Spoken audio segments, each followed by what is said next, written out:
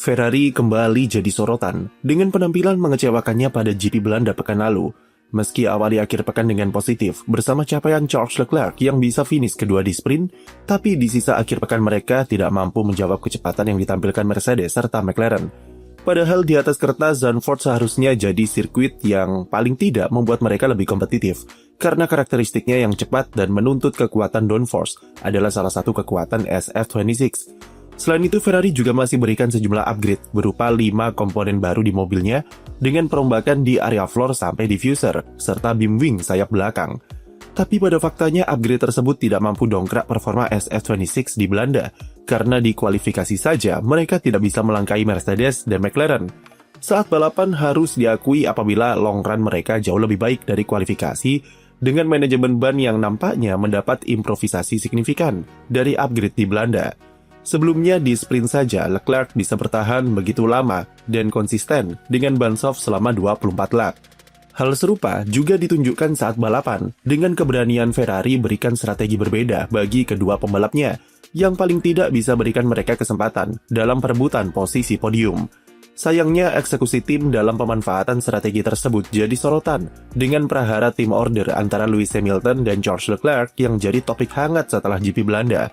Hamilton yang diberikan strategi berbeda dan memakai ban hard yang lebih baru, mulai mendekat ke Leclerc yang pit stop lebih awal darinya pada lap ke-41. Merasa melaju lebih cepat dengan strategi yang ia pikir berpotensi membuatnya kunci posisi podium. Hamilton meminta tim untuk berikan tim order dan bertukar posisi dengan Leclerc. Namun permintaan tersebut tidak dikabulkan oleh Ferrari karena tim berencana berikan Leclerc pit stop pada lap ke-42 yang otomatis langsung memberikan Hamilton jalan. Masalahnya adalah Leclerc tidak sepakat dengan strategi Ferrari yang menyuruhnya masuk pit begitu dekat dengan pit window George Russell yang baru 2 lap sebelumnya ganti ban. Leclerc berpikir kalau dia bisa stay out lebih lama untuk membangun tire offset atau perbedaan usia ban dengan Russell saat dia masuk pit nanti untuk bisa menyalipnya di stint penutup. Karena perdebatan itu, Leclerc sempat diminta untuk stay out lagi selama 1 lap.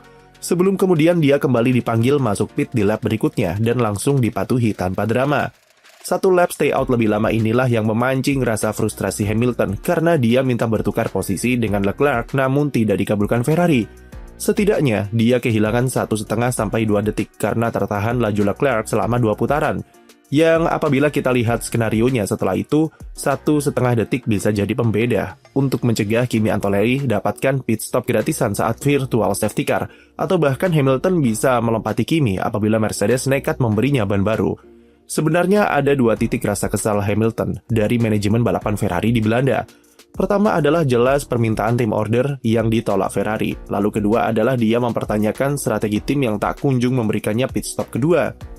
Kedua hal itu seharusnya bisa dimanajemen dengan lebih baik oleh Ferrari apabila mereka bisa komunikasikan pilihan strategi kepada kedua pembalapnya. Begitu juga dengan Leclerc yang tidak diberitahu soal urgensinya posisi Hamilton yang punya strategi berbeda. Padahal bisa saja dia mau bertukar posisi dan tetap stay out lebih lama. Padahal strategi Ferrari di Belanda kemarin tidak salah karena mereka berani mencoba membiarkan Hamilton bertahan dengan ban hard sampai finish di stint keduanya. Gap Hamilton ke Russell juga lumayan jauh yang apabila skenario VSC di akhir balapan tetap ada, maka posisi Hamilton bisa lebih baik jika tim lebih komunikatif dalam penerapan tim order. Bahkan, Leclerc juga ada di posisi ideal untuk ikut mengejar duo Mercedes apabila melihat hasil akhir di balapan kemarin. Namun sayangnya Ferrari tidak bisa mengkomunikasikan strateginya dengan baik karena takut bocor di radio, dan itu malah jadi perkara tersendiri bagi tim dalam manajemen balapan kedua pembalapnya. Hamilton tidak tahu strategi apa yang akan diberikan tim kepada dirinya sendiri dan rekan setimnya. Begitu juga dengan Leclerc yang bingung dengan strategi pit stop cepat dari tim serta urgensi dari Hamilton di belakangnya. Bisa dibilang andaikan keduanya paham dengan strategi tim, paling tidak mereka lebih aware terhadap peluang podium yang cukup terbuka di akhir balapan dan prioritaskan kepentingan tim. Sudah bertahun-tahun, tapi Ferrari belum bisa konsisten di seputar operasional balapan yang kalau tidak strateginya yang kacau, maka komunikasinya yang buruk. Sebenarnya di era Frederick Vasseur, persoalan ini sudah jauh lebih baik daripada era Mattia Binotto yang tiada balapan tanpa kebingungan dan strategi badut saat itu. Vasseur lebih membebaskan tim untuk berani ambil resiko, dan pendekatan ini berkali-kali berhasil menempatkan kedua pembalap di posisi yang sangat bagus dengan pilihan strategi yang jitu. Seperti kemenangan Lewis Hamilton di Barcelona yang lahir dari keberanian Ferrari bermain agresif sejak awal untuk menjebak duo Mercedes di pilihan strategi yang sulit. Masalahnya adalah Ferrari sulit sekali bisa tampil konsisten. Performa mobil yang kadang bagus, kadang biasa saja, secara tidak langsung juga berpengaruh ke pilihan strategi dan operasional race yang juga inkonsisten. Ketika mereka punya mobil yang kompetitif dan berpeluang raih kemenangan, Ferrari bisa menyiapkan strateginya dengan begitu matang, serta eksekusinya bagus. Namun saat mobilnya mediocre, Ferrari cenderung ambil inisiatif terlalu berlebihan atau bermain terlalu aman, yang secara praktek lebih rawan terjadi kesalahan atau miskomunikasi. Di kasus GP Belanda kemarin, inisiatif Ferrari memang patut diacungi jempol. Sayangnya mereka gagal komunikasikan strategi itu kepada kedua pembalapnya yang berujung kesalahan operasional. Masalah komunikasi ini adalah perbedaan terbesar antara Ferrari dengan Mercedes yang seolah-olah mengajari mereka tentang bagaimana cara penerapan team order tanpa drama. Padahal George Russell dan Kimi Antonelli adalah pesaing dekat dalam perebutan gelar juara dunia. Tapi kenapa Russell bisa menuruti permintaan tim untuk beri Antonelli jalan dan rela kehilangan 3 poin ekstra di klasemen? Komunikasi adalah kuncinya, karena sejak awal Mercedes sudah memberi pemahaman bahwa gelar konstruktor adalah prioritas, dan kedua pembalapnya sudah tahu apabila pembalap yang lebih cepat dengan keuntungan strategi atau posisi harus diutamakan. Seperti pernyataan Russell setelah balapan, kalau pembalap dan tim sudah berdiskusi soal kemungkinan strategi, serta potensi skenario saat balapan. Jadi, masing-masing pembalap sudah paham soal peran apa yang harus mereka emban di setiap skenarionya. Walaupun Russell sempat tidak sepakat saat disuruh tukar posisi karena niat awalnya adalah memberi bantuan berupa overtake mode. Namun dengan situasi Antonelli yang jauh lebih cepat dengan ban baru, maka dia tidak punya pilihan.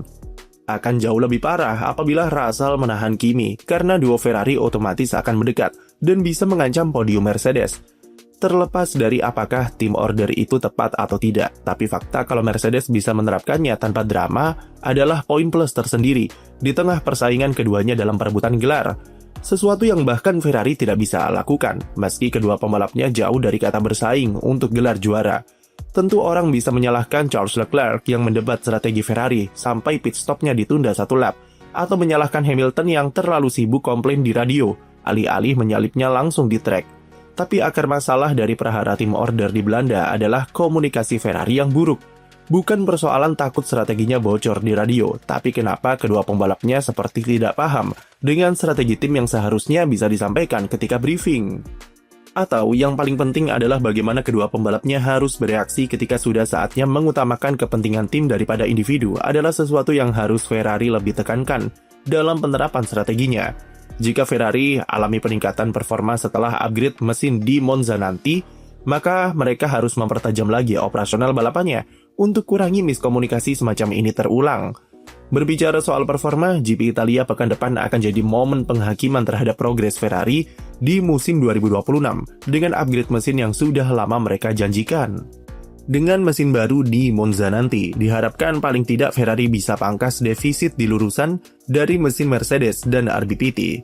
Meski sampai sekarang masih bervariasi soal seberapa besar peningkatan power mesin Ferrari dari upgrade mesin, namun sebaiknya jangan ekspektasi terlalu tinggi karena Mercedes juga akan meluncurkan mesin baru dari hasil ADUO di mobil Antonelli.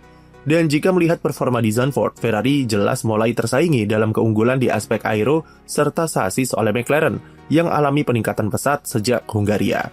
Tapi untuk penjelasan lengkapnya soal upgrade Ferrari di Monza, akan kami bahas dalam pembahasan video berikutnya. Untuk sekarang, sekian dulu video dari kami, dan jangan lupa beri like dan subscribe untuk konten F1 lainnya.